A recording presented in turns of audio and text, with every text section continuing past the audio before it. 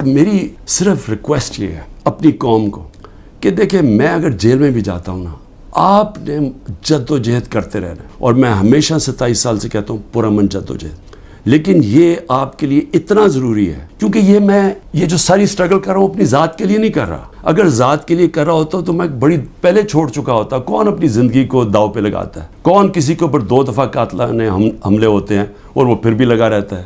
یا جیل کے اوپر سارے اکٹھے ہوئے ہیں جس آدمی کے اگینسٹ، وہ کیوں کھڑا ہے؟ کیونکہ میں اس کو سیاست نہیں سمجھا، اس کو عبادت سمجھتا ہوں. ساری دنیا کی تاریخ میں آزادی کے لیے اپنی لوگوں نے جد و جہد کی، اپنی جانیں قربان کی ہیں، کیونکہ اللہ جو اپنی آزادی کے لیے جد و جہد کرتا ہے اور انصاف کے لیے، اس کو اگر وہ مرتا ہے تو اس کو شہید کہتا ہے. اللہ بہت بڑا رتبہ ہے.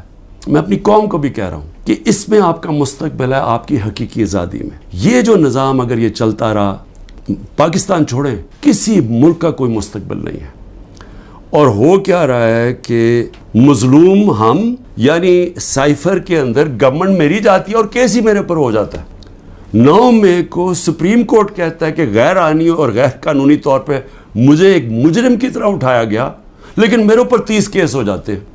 اس کے علاوہ جن لوگوں کو گولیاں ماری، سیدھی لوگوں کو گولیاں ماری، 69 لوگوں کو، پروٹیسٹرز کو، انہی کے اوپر کیس کر دیا. ان کی ڈیڈ باڈیز، جو 16 لوگ مرے، جو شہید ہوئے، میں کہتا ہوں انصاف کے لیے کھڑے ہوئے نا انصافی ہو رہی تھی ان کے پارٹی کے چیئرمین سے، ان کو سیدھی گولیاں ماری، ان کے گھروں میں پہنچ گئے کہ تم نے اگر FIR رجسٹر کی تو ہم تمہیں یہ کر دیں گے. وہی جو ذلے شاہ کے گھر پہنچ گئے، جب اس کو قتل کیا گیا تو پولیس کسٹڈی میں اس کو قتل کیا گیا، میرے اوپر 302 قتل کا پرچہ کر دیا، اور پھر اس کے ماں باپ کے پاس پہنچ گئے کہ آپ نے دیکھیں اس کی بات نہیں کرنی، اور ان کو چپ کرا دیا. میں سوال یہ پوچھنا چاہتا ہوں کہ چلیں میں تو یہ نیب کے کیس فیس کر رہا ہوں اور کروں گا، کئی ملک سے باہر نہیں بھاگوں گا، یقین کریں سارے کیس فیس کروں گا، لیکن میں صرف سوال یہ پوچھتا ہوں کہ آپ کا ضمیر کوئی جاگتا نہیں ہے جب آپ کو پتہ چلا ہے کہ توشہ خانہ کے اندر چوری ہوئی ہے، اور چوری نیب کے اندر بھی پتہ ہے، وہ کیس نیب میں بھی پڑا ہوا تھا، لیکن آپ نے بند کر دیا وہ. تو عوام کے لیے میں کیا بتانا چاہتا ہوں، وہ چوری کیا تھی؟ توشہ خانہ کا قانون ہے کہ گاڑی، جب بھی کوئی گاڑی گفٹ کرے، جو مجھے بھی ایک گاڑی گفٹ ہوئی تھی، آپ توشہ خانہ سے وہ نہیں لے سکتے. آپ اگر اس کی، ان کے زمانے میں، یہ بھی ان کے زمانے میں 20% دیتے تھے قیمت. مثلا اگر 10 روپے اس کی قیمت آتی ہے، یعنی ویلیو ہوتی ہے گفٹ کی، تو ان کے زمانے میں 20% دیتے تھے، 20 روپے دیتے تھے اور پھر لے لیتے تھے. ہم نے جا کے اس کو 50% کر دیا، یعنی اگر 10 روپے کا تحفہ ہے تو 5 روپے دیں گے اور پھر تحفہ لیں گے. ہم نے بڑھا دیا. تو ان کے زمانے میں 20% ہوتا تھا، اور پھر بھی گاڑی آپ نہیں لے سکتے تھے. اب میں صرف آپ کو یہ ذرا آپ کو پتہ ہونا چاہیے کہ یہ ہو کیا رہا ہے. دیکھیں نیب چیئرمین کو بھی میں ذرا سوچ رہا ہوں کہ ان کا ضمیر شاید جاگ جائے اس چیز پہ. نواز شریف مرسیڈیز سب سے مہنگی گاڑی ہوتی ہے، BMW اور مرسیڈیز مہنگی ترین گاڑیاں ہیں. وہ گاڑی خریدتا ہے جو کہ اس کو اجازت ہی نہیں ہوتی، 6,36,000 روپے میں. سب سے مہنگی گاڑی مرسیڈیز 6,36,000 پہ لیتا ہے. پہلے تو کیا اس کی قیمت دیکھی؟ کوئی مرسیڈیز اتنی سستی آتی ہے، یعنی اس کی قیمت دیکھیں 42 لاکھ. کوئی مرسیڈیز پاکستان میں 42 لاکھ کی آتی ہے، تو اس نے صرف 6,36,000 دیا اس کا. تو پہلے تو چوری تھی کیونکہ آپ گاڑی نہیں نکال سکتے. پھر ذرا قیمت دیکھ لیں.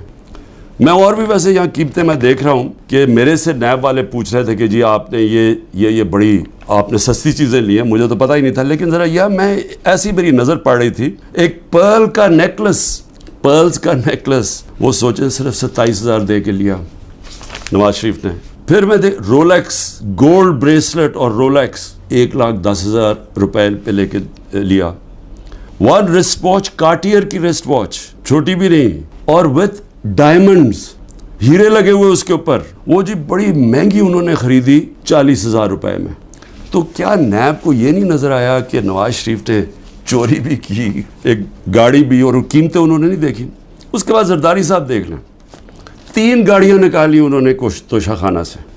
2 BMWs، سب سے جو اس وقت کی مہنگی ترین BMW کی بھی قسمیں ہوتی ہیں، 760U، اور بلٹ پروف. یعنی بلٹ پروف کی قیمت آپ سوچ لیں کہ اس کی قیمت کتنی تھی، 10 کروڑ روپے کی. تو وہ انہوں نے ایک BMW وہ نکالی، پھر ایک دوسرا ماڈل وہ بھی سیکیورٹی والی، 2 BMWs اور پھر ایک ٹویوٹا لیکسس، یہ بھی بلٹ پروف. تو ان کے اوپر کوئی نیب کی انکوائری یا کوئی نہیں ہونا تھا. یعنی کیا طاقتور اگر آج بیٹھا ہوا تو اس کے لیے سارے معاف ہو جاتی ہیں چیزیں.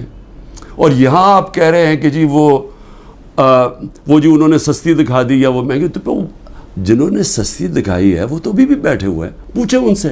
آگے چلیں جی. میں نیب چیف کو میں پھر سلام کرتا ہوں، آفتاب سلطان کو سلام اس لیے کرتا ہوں کہ ان سے جب کہا گیا یہ جو حرکتیں اب ہو رہی ہیں، انہوں نے کہا میں نہیں کرتا. اور میں نے سنا ہے، کیونکہ جب میں نیب جیل میں تھا تو ساروں نے اس کو اسٹینڈنگ اوویشن دیا جب وہ ریزائن کر کے جا رہا تھا، نیب کے لوگوں نے کہ اتنا کردار کا آدمی. لیکن یہاں ذرا تھوڑا ضمیر اس وقت میں جگانے کی کوشش کر رہا ہوں موجودہ نیب کے چیئرمین. مجھے یہ بتائیں کہ شہباز شریف اور اس کے بیٹوں کی آپ نے انکوائری بند کر دی، 7 ارب روپے کی انکوائری آپ نے بند کر دی. 7 ارب روپے کی انکوائری بند کیا کی، جس کے اندر یہ بچ ہی نہیں سکتے تھے. کیا کیا انہوں نے؟ یہاں سے یہ پیسے بھیجتے تھے باہر، یہاں سے ہنڈی حوالے سے باہر پیسے بھیجتے تھے. یہاں سارا حکومت ہی جھوٹ پہ چل رہی ہے، کیسز ہی سارے جھوٹ. 180 کیسز کر دیے. کیا کوئی مانتا ہے پاکستان میں کہ یہ ایک آدمی نے 70 سال کی عمر تک کوئی ایک جرم نہیں کیا اور ایک دم چند مہینے میں 180 کیس ہو گئے؟ کوئی مانے گا یہ؟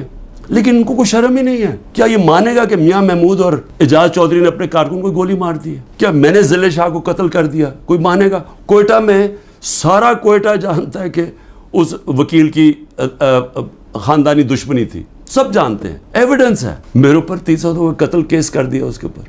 اور یہ جو سائفر ہے، ہماری گورنمنٹ گرتی ہے اور کیس ہی ہمارے پہ کر دیتے ہیں.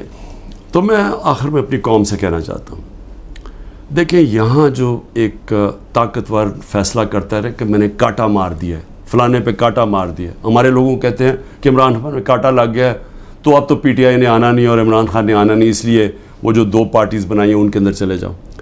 دیکھیں پاکستان کا جو آئین ہے نا، وہ کہتا ہے کہ حاکمیت اللہ کی ہے، اور اللہ کے بعد جو عوام کے منتخب کیے ہوئے نمائندے ہیں ان کی ہے. کوئی کاٹا نہیں ڈال سکتا کسی کے اوپر عوام کے علاوہ. اور یہ جو کاٹا ڈالنے کی کوشش ہے، یہ اتنا نقصان پہنچا رہی ہے پاکستان کو، ہماری جمہوریت کو، ہماری آزادی کو، ہماری اخلاقیات کو، ہمارے اداروں کو، ہمارے انصاف کے نظام کو، ہمارا ساری دنیا میں جو امیج ہے وہ اتنا نقصان پہنچا رہی ہیں. اور ہماری جو معیشت ہے جدھر وہ پہنچ گئی آج اور جدھر جا رہی ہے